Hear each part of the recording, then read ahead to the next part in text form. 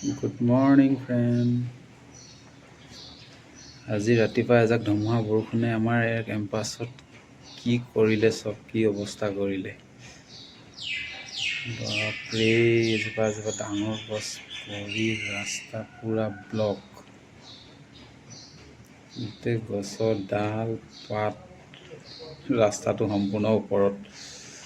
মানুহ ওলাবলৈ সোমাবলৈ পূৰা মানে বন্ধে কৰি দিলে আৰু আধা আধি। এইফালে হওক, আৰু এজোপা দেখাইছোঁ,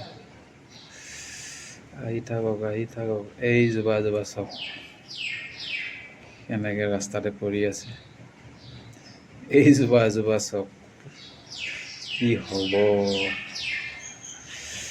প্ৰকৃতিৰ তাণ্ডৱ লীলা। ৰ'দ দিলে পূৰা টিকা ফটা ৰ'দ, বৰষুণ দিলে বৰষুণ, ধুমুহা দিলে এয়া অৱস্থা। গতিকে আপোনালোকে সাৱধানে থাকক। অলপ বৰষুণ ধুমুহা তেনেকুৱা আহিলে ঘৰৰ ভিতৰতে সোমাব, আৰু য'ত ত'ত ওলাই নাযাব।